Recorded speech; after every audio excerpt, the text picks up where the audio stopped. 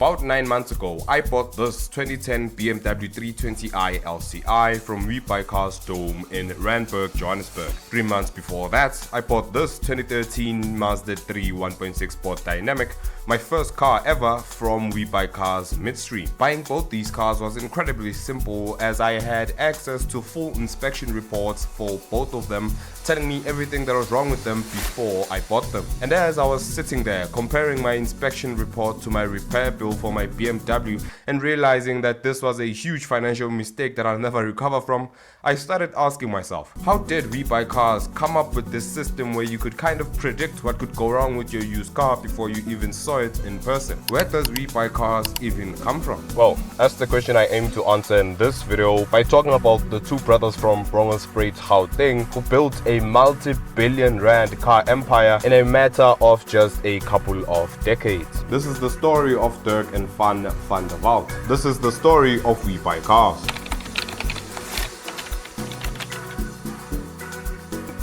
Our story starts in Brongelspruit, Gauteng, the birthplace of Dirk and Van der Walt, two sons of a teacher mother and a security guard father. As fathers tended to do back in those days, he was the one who taught the boys how to work on and fix cars. Kind of just a stereotypical 20th century father, but yeah, he was the one who planted those roots of their brothers' mechanical inclinations. And off the back of their father's teachings, the boys would develop a hobby where they started flipping cars while they were still in school. And for the uninitiated, flipping cars means that you basically buy a car for a low price because it has maybe some cosmetic issues or mechanical issues. You fix those issues up and you flip it, you sell it on at a higher price and take the profits. And then you take those profits and continue doing that, progressively being able to afford better and better cars. That's what the boys were doing while they were still in high school. And it was during this process that Van would buy a Yamaha XT500 for 400 rands and flip it for 450 rands. And because of the buzz that he got out of earning 50 rands worth of profits, this was back in the day, mind you, so 50 rands was a substantial amount, he would then go on to buy another XT500, this time for 800 rand and flipping it for a massive 1,400 rand. And then I realized, wow, this could be something, because I really enjoyed it and I got a real kick out of doing the deal and finding a good bargain to buy. And obviously, having made this much money off of these two deals, Van kind of did what anyone would do in this situation and kind of decided that, okay, this is what I'm going to be doing for the rest of my life. These were kind of the deals that would sow the entrepreneurial seeds within him and lead to him creating one of the biggest automotive based companies in South African history. But we'll get into that. Let's continue exploring the lives of these two brothers. So after high school, the two brothers were off to university, as any normal person is, with Van studying teaching at UP and Dirk studying marketing at the same varsity. After graduating, Van would marry his wife Tanya, I'm not sure, forgive me if I'm butchering it, but they would get married in 1998, at which point they would also move to the UK where Van worked as a teacher. And if you're wondering why this video is talking about this guy getting married, it actually is very relevant to the story, because in 2001 they would come back into South Africa with 300,000 rands in their pockets. They took about 190,000 rands off that money and bought a house and a car, back in the time when you could buy a house and a car for 190,000 rands. These days 190,000 rands barely even gets you a car, but I digress. Moving on. Yeah, so they took 190k out of the 300, bought a house and a car, and they took the rest to establish a company that would become amongst the most successful in South Africa.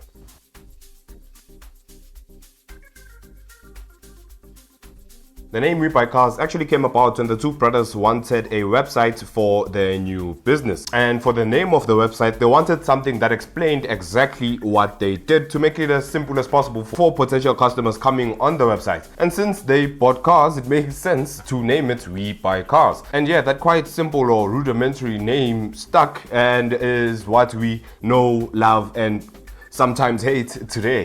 From the onset of the business, there was always this kind of yin and yang relationship between the brothers. Fun was always the one who was in the business, you know, looking up cars for sale in newspaper clippings, meeting customers, generally just running the business, wrenching on cars, generally working within the business and running it, while Dirk was more of the visionary, the person working on the business instead of working in it like his brother. He was the one in charge of the bigger picture of the business and kind of directing where it would go year on year. And seeing as he was more of the visionary of the business, he was actually the one who came up with the idea of advertising the fact that they bought cars, which put them in a really interesting position. See, because they'd advertised the fact that they bought cars, they often could get 2 cars before they went on the market. Because obviously if you're looking to sell your car and someone advertises the fact that they buy cars, you're going to reach out to them before you even post your car in newspapers or on some kind of website. So they could actually get really good deals whenever they were buying cars, because they got cars for below the market value by means of the clients reaching out to them privately. And that allowed us this window of opportunity, or this what I would like to call a golden hour, where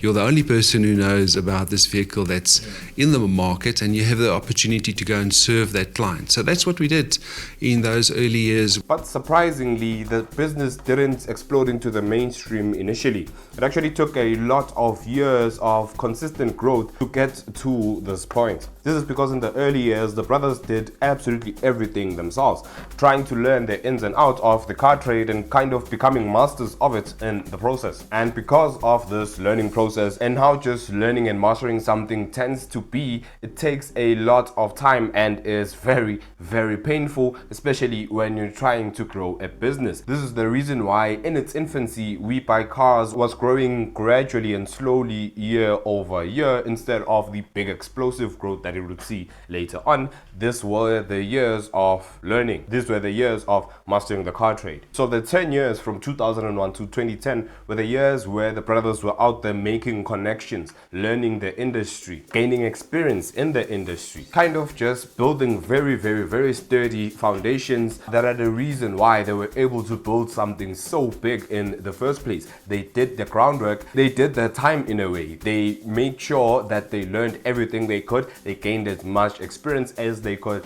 and they had as many connections as they could in the first 10 years as they were trying to build the business, which really paid their dividends in the 15 years after 2010 when the business would actually start picking up.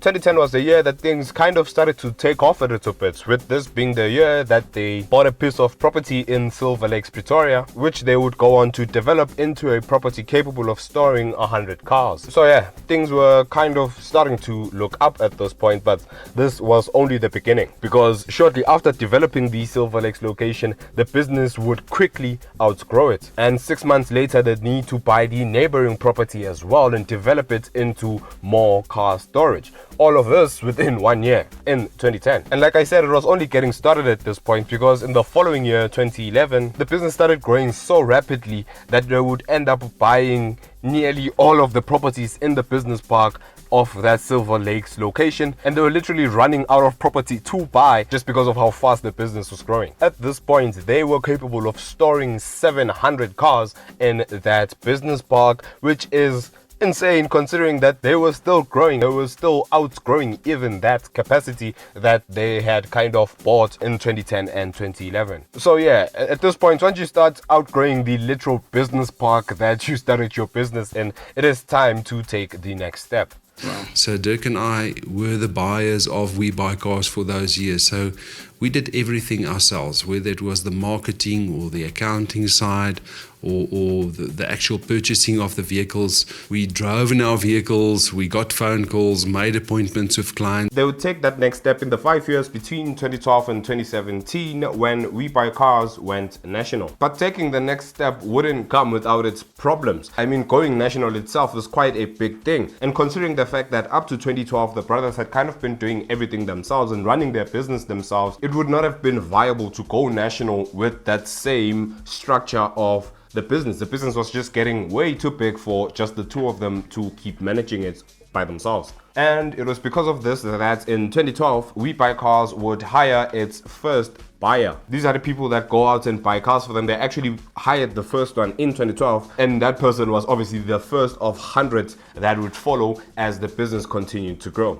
So now that they had systematized the business, it was time to branch out. So they would build branches in Johannesburg, Durban, and Cape Town. They also bought the Midstream location, which if you are a real fan of the channel, you would have known that that is the place where I actually bought my Mazda. And I'm not bringing it up just to say that I bought my Mazda there. It is actually the largest car supermarket, not only in South Africa, but in the entirety of Africa itself, with the capability of storing 1,100 cars under one roof. Didn't know that at the time when I bought my Mazda, but that is absolutely mind-boggling to think of. Over 1,000 cars under one roof. So obviously at this point, the business was just growing from strength to strength. And after the business kind of nationalized and took that first step from 2012 to 2017, in 2017, WeBuyCars would get acquired by Fledge Capital. And this acquisition was for a 40% share in the company. Quite a sizable chunk, but WeBuyCars giving Fledge Capital this much of a share in the company was one of the best moves they ever made, because this was the turning point of WeBuyCars. This was around the time that WeBuyCars became what we know today, because the Midstream location was actually acquired in that same year that that acquisition was made, and that was the first of many big moves that would follow after that acquisition. Around 2020, they would open a second warehouse in Cape Town, the Johannesburg South location, a Port Elizabeth location, and a second Durban location. The company would also grow to over 1,000 employees by 2019. And again in 2020, WeBuyCars would rebrand its website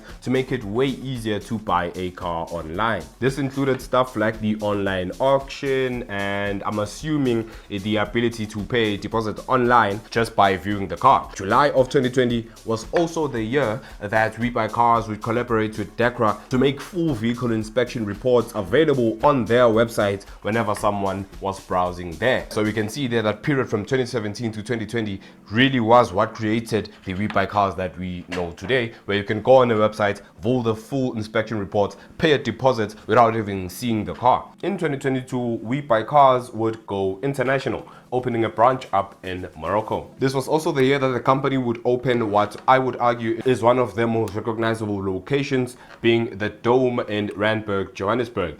As you know, this is where I bought my BMW, and the experience in the Dome is something completely different, something that I don't think any other kind of car dealing company in South Africa can replicate. The scale of the place, just how it looks, like the entire vibe, the experience when you're in the Dome, something completely different. It feels special in a way, even if you're going to buy something as unimpressive as my 2010 320i. And just generally from 2020 to the present day, in those 5 years, they would continue opening up new locations and buying pods, eventually leading to them having 84 warehouses and buying pods, 2,750 employees, and an over 10 billion rand market cap. That is billion with the B. That is not million, my friends. That is billion. Absolutely insane, considering that 25 years ago this company literally didn't even exist, and now it's amongst one of the biggest in South Africa. Just a testament to building strong foundations in the infancy of your business, which later make scaling the business to billions completely possible. Had they not spent those 10 years in pain, slowly growing the business and being experts in the industry, I don't think we'd be at a point where they're now owners of a 10 billion rand company. Testament of just keeping your head down, learning, and being very patient with your growth. As far as South Africa is concerned, we're nowhere nearly done. We believe our market share to be just shy of 10%, and we truly believe that we can grow that to around 20 to 25% over the next 5 years. So we will pursue that aggressively. So yes, my friends, that is the story of one of the most successful businesses in South African history. The story of how two brothers from humble beginnings built an absolute empire just off of the back of them working hard, being patient, and taking the time to learn the industry that they're in, become masters of it, and kind of own it at the end of it all, albeit 25 years after they would start the business. This was a awesome video for me personally to kind of research and film, because it really taught me a lot about business, and seeing the approach that the brothers had towards the business. It's kind of like, yes, they say they didn't know they were going to build a company this big, but the way they were approaching everything, it kind of seems like they knew where they were going. The way they structured everything in the beginning, building those foundations, and then kind of building onto everything and letting everything grow gradually in those first 10 years. Just an absolute masterclass in business. But yeah, that is it for this video. Let me know what you thought in the comments below. Yeah, really enjoying doing these research type videos, like I said, and until the next one, goodbye.